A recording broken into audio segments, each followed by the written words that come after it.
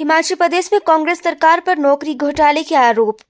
पूर्व विधायक राजेंद्र राणा ने सरकार पर युवाओं के साथ छल करने का आरोप लगाते हुए कहा कि प्रतिभाशाली और मेहनती युवा दिन रात परीक्षा की तैयारी करते रहे, लेकिन विधानसभा सचिवालय में हुई भर्तियों में केवल नेताओं के करीबी लोगों को ही बैकडोर एंट्री दी गई है।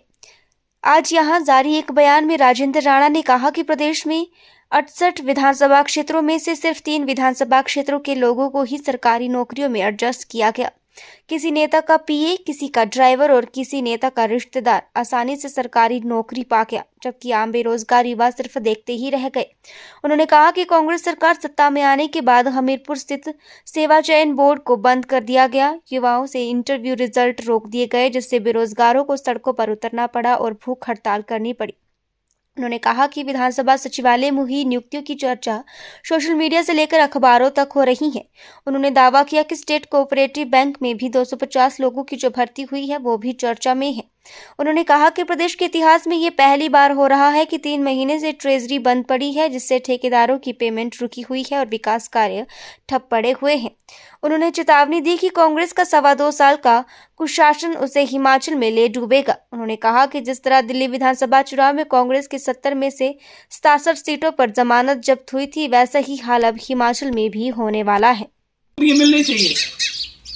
नौकरियां देने की बजाय मुख्यमंत्री ने चयन बोर्ड बंद कर दिया। लगातार 1.5 साल चयन बोर्ड जो है बंद रहा और हिमाचल प्रदेश का नौजवान दर दर जो है वो भटकता रहा। लगातार सड़कों पे आके एजुकेशन करता रहा। जिन बच्चों ने एग्जाम दे रखे थे, पेपर दे रखे थे, वो रिजल्ट का इंतजार करते रहे। परंतु ये गुंगी बहरी निठल्ली सरकार जो है, इसने नौजवानों को नौकरियां नहीं दी। और अभी ये जो धांधली हुई है, इससे लोगों में, नौजवानों में भारी निराशा है। और ऐसा लगता है कि कई लोगों में ऐसी भी चर्चा है कि अब विधानसभा में धांधली हुई, भर्तियों में धांधली हुई, तो क्या मुख्यमंत्री विधानसभा को जो है बंद कर देंगे। इसलिए उसी तरीके से आज जो है हिमाचल प्रदेश के कोऑपरेटिव बैंक में जो 250 लोगों की भर्ती हुई है, वो चर्चा में है।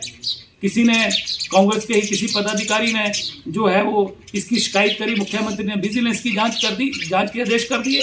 तो क्या ये जो विजिलेंस जांच हो रही है, ये लोगों को दिखाने के लिए है? उस पर स्पष्ट करें कि क्या हो रहा है। इसलिए आज पूरे प्रदेश में हालात ऐसे हो गए हैं। हिमाचल प्रदेश के इतिहास में पहली दफा हुआ कि पिछले 3 महीने से ट्रेजरी जो है उस पर ताला लगा हुआ है। ठेकेदार दर दर भटक रहे हैं।